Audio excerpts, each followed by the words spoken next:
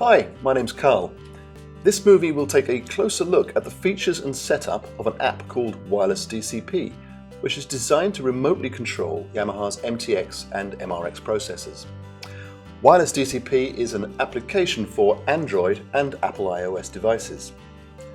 The application provides simple, intuitive graphical templates which allow users, such as venue staff, the ability to control volume levels, on-off controls, preset recall, and music playback or announcements from an SD memory card.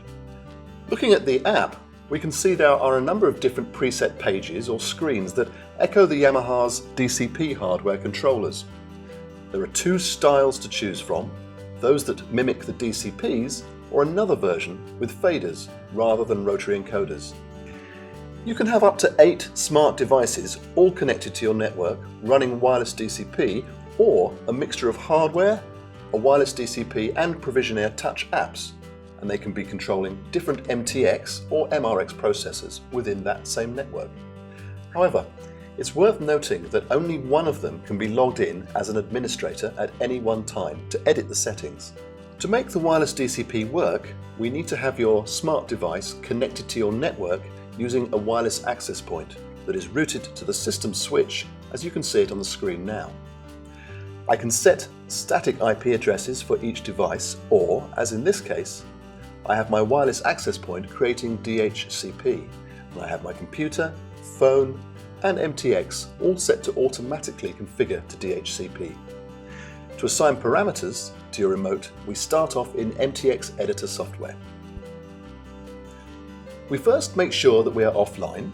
Then, if we are assigning MTX3 or MTX5D parameters, we need to locate the MTX tab in the system window. Then, select Wireless DCP from the controller menu. A new window opens, and at the top we choose the MTX that we wish to control. We have the option of using the 4 pages that I mentioned before, and each can have a different selection of fader or button controls.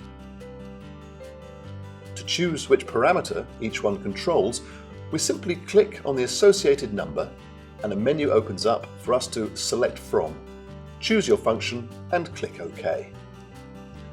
Repeat this until you've assigned all of your controls, and then store it as a library on the left side of the window.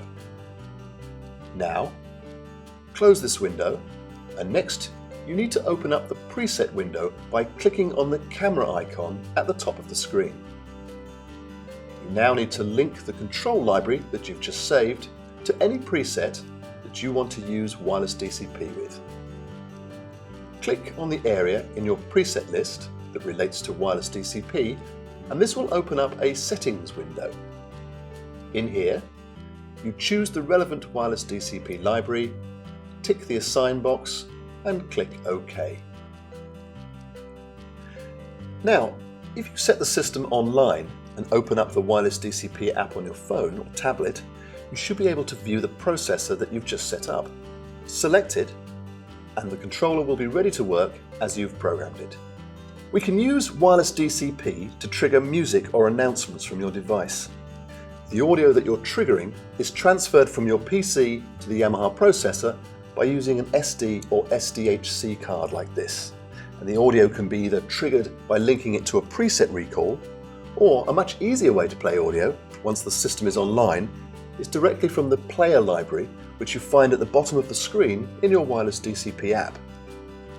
Setting up Wireless DCP for an MRX7D is exactly the same, except you first need to open up MRX Designer screen, followed by Tools, and then Wireless DCP. Here, we follow the same procedures as with the MTX processors. For more details and manuals, please visit the links on the screen. Thank you for watching.